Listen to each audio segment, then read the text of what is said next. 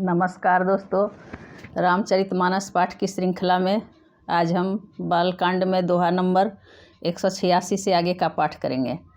सबसे पहले रामचरितमानस को प्रणाम, राजा रामचंद्र जी को प्रणाम और वीर हनुमान जी को प्रणाम। हनुमान जी आकर विराजें और रामचरितमानस पाठ का श्रवण करें। आप लोगों को मेरा पाठ कैसा लगता है कमेंट में ज़रूर बताएं और अगर आप मेरे चैनल पर नए हैं तो सब्सक्राइब भी करें। तो आइए आगे का पाठ शुरू करते हैं। जनि डरपहु मुनि सिद्ध सुरेशा, तुम्हि लागी धरि हऊँ नर बेसा। अनशन सहित मनुजय अवतारा, लेहऊँ दिन कर बंश उदारा। हे मुनि, सिद्ध और देवताओं के स्वामियों, डरो मत।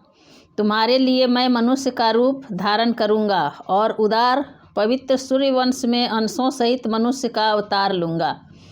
कश्यपयदिति महातप किन्हा, तिन्ह कहूँ मैं पूरब बर दिन्हा। ते दशरथ कौसल्या रूपा, कौशलपुरी प्रगट नर भूपा।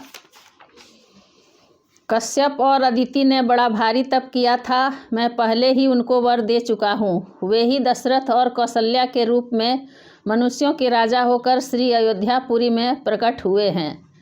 तिन्ह के गृह अवतरी हऊँ जाई, रघुकुल तिलक सोचारी उभाई।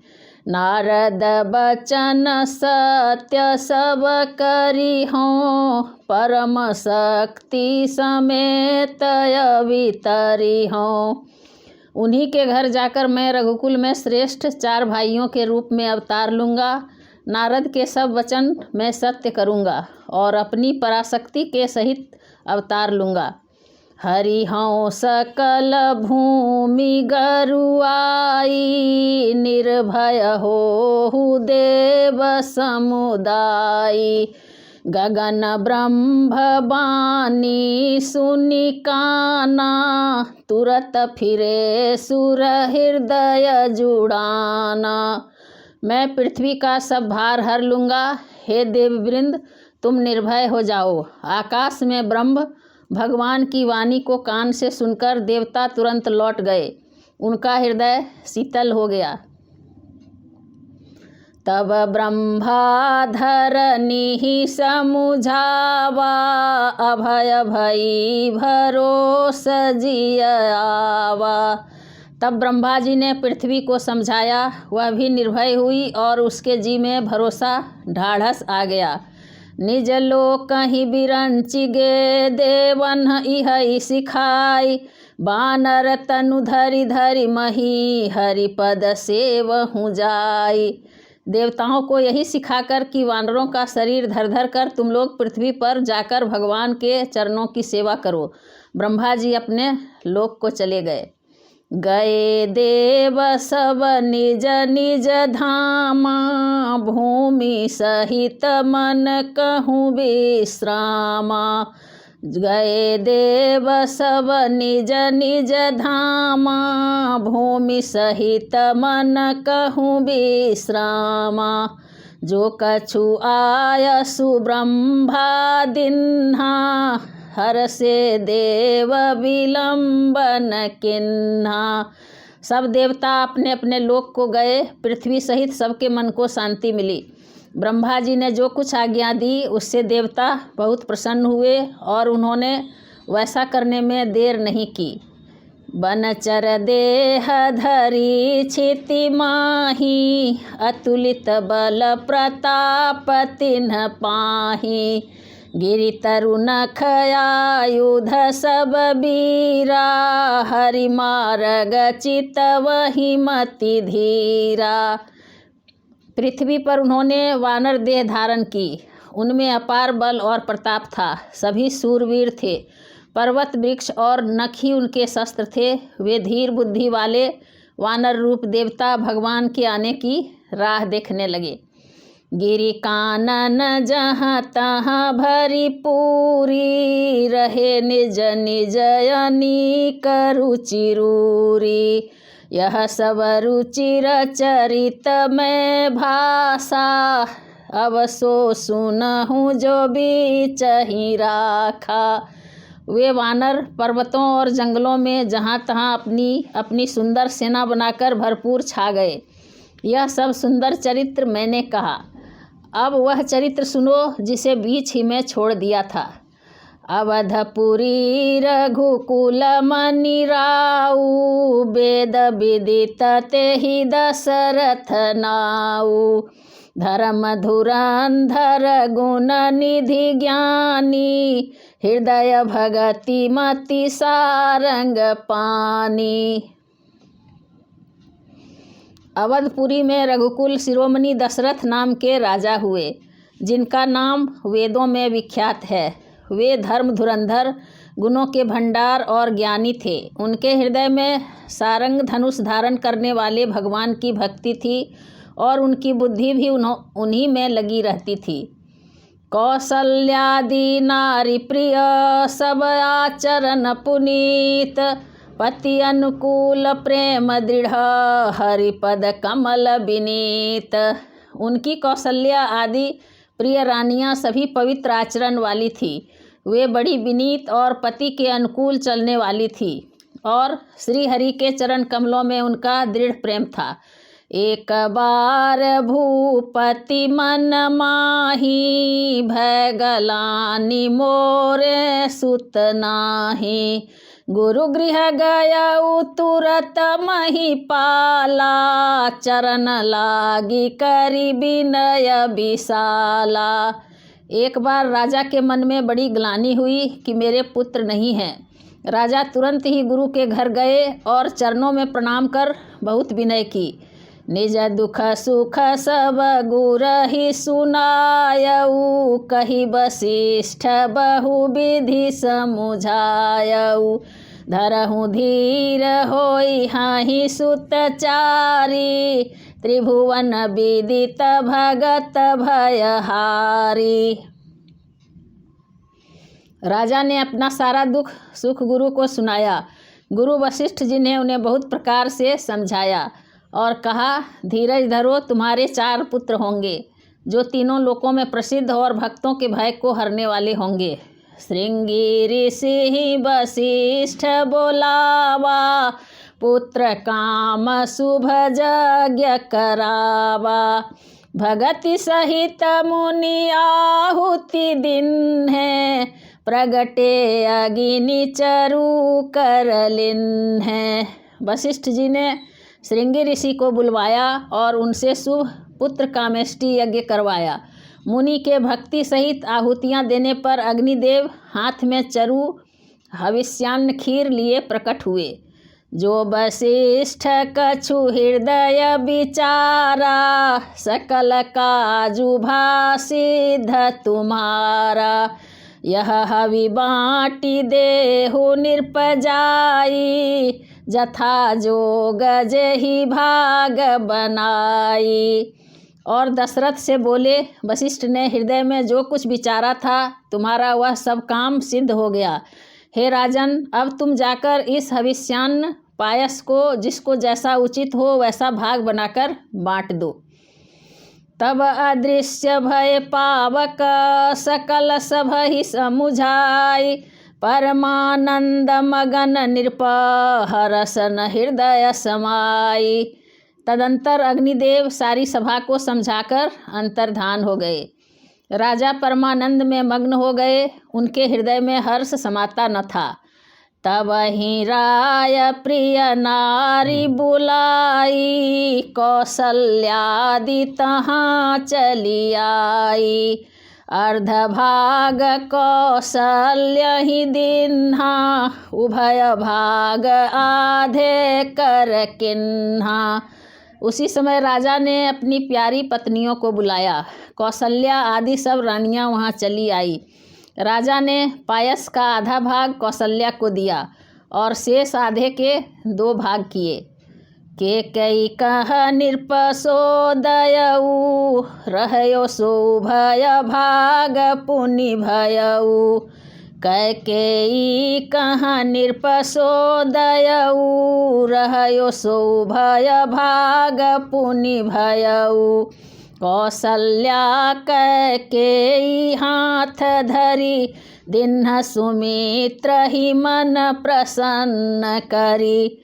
वह उनमें से एक भाग राजा ने कैकेयी को दिया। शेष जो बच रहा उसे फिर 2 भाग हुए और राजा ने उनको कौशल्या और कैकेयी के हाथ पर रखकर अर्थात उनकी अनुमति लेकर और इस प्रकार उनका मन प्रसन्न करके सुमित्रा को दिया।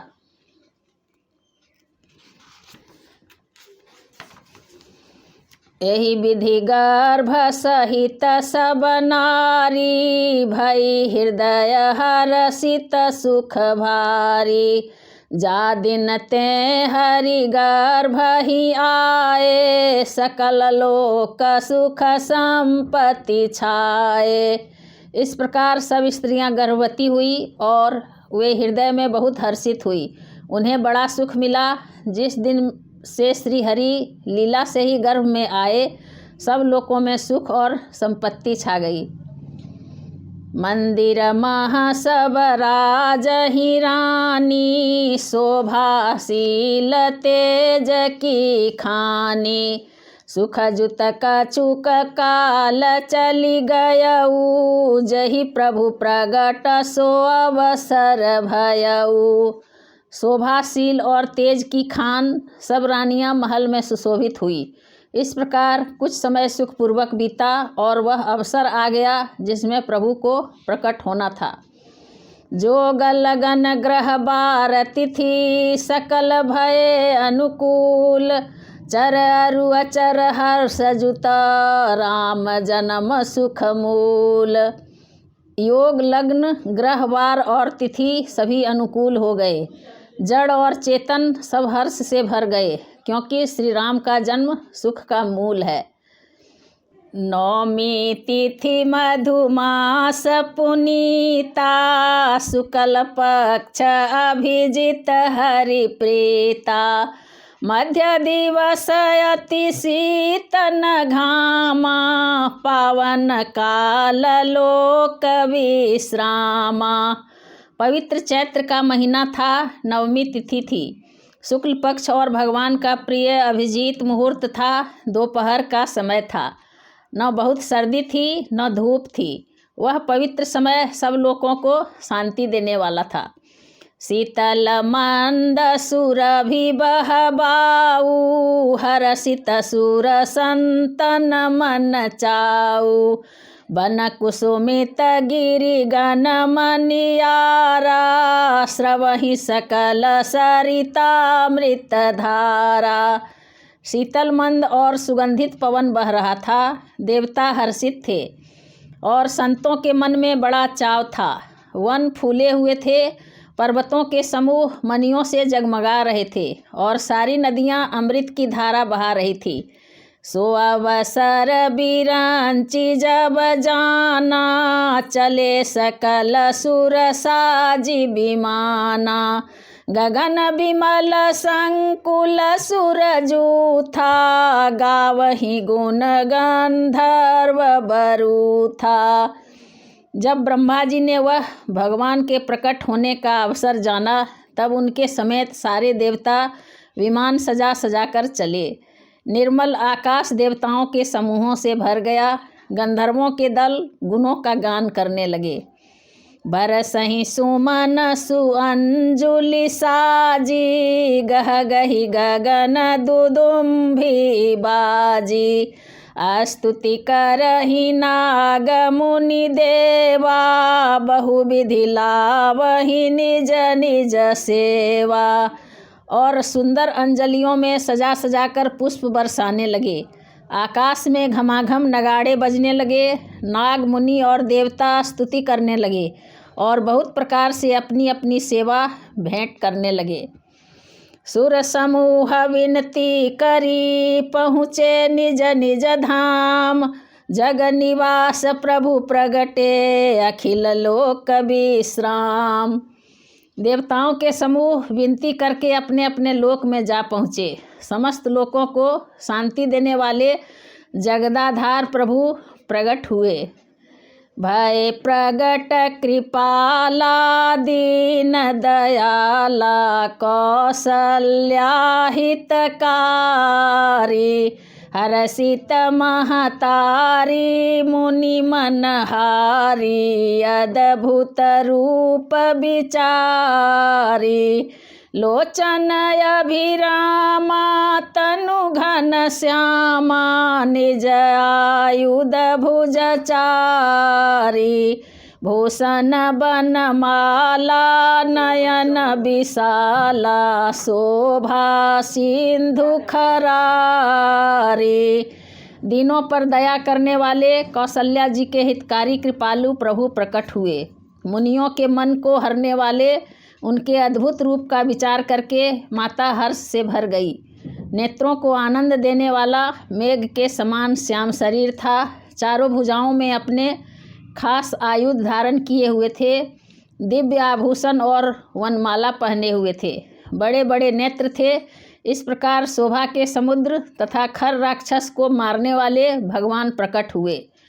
कह दुई कर जोरी स्तुति तोरी के ही विधि करो अनंता माया गुण ज्ञानातीत माना वेद पुराण भनंता करुणा सुख सागर सब गुण आगर जेहि गावहि श्रुति संता सो मम हित लागी जन अनुरागी भयउ प्रगट श्रीकंता।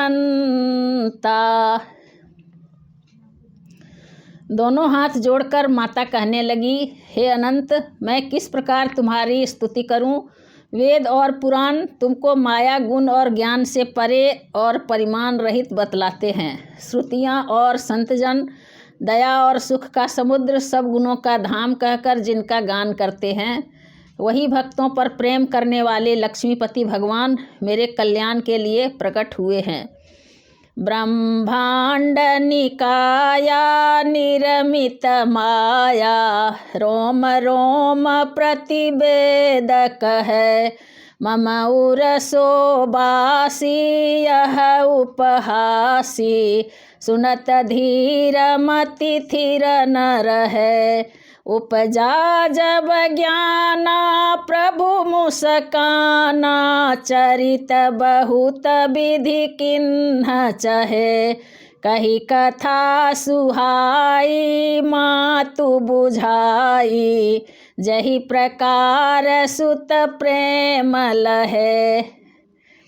वेद कहते हैं कि तुम्हारे प्रत्येक रोम में माया के रचे हुए अनेकों ब्रह्मांडों के समूह भरे हैं।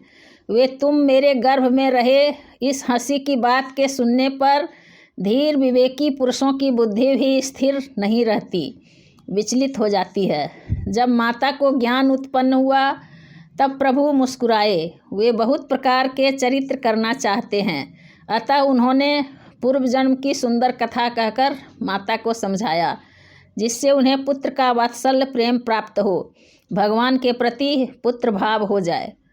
माता पुनि बोली सो मति डोली तजहु तात यह रूपा कि जैसी सुलीला अति प्रियशीला यह सुख परम अनूपा सुनि बचन सुजाना रोदन ठाना होई बालक सुर भूपा यह चरित जे गावहि हरि पद पावहि तेन परहि भवकूपा।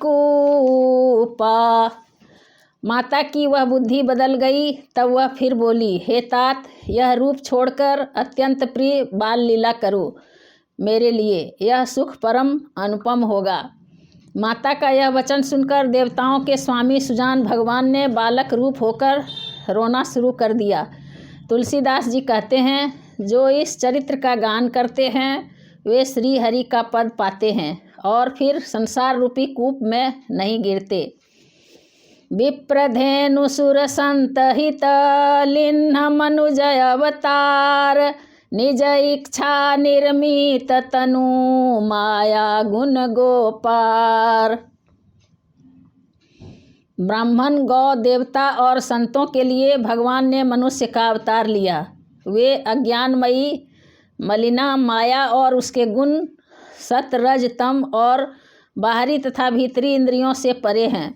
उनका दिव्य शरीर अपनी इच्छा से ही बना है, किसी कर्म बंधन से परवश होकर त्रिगुणात्मक भौतिक पदार्थों के द्वारा नहीं।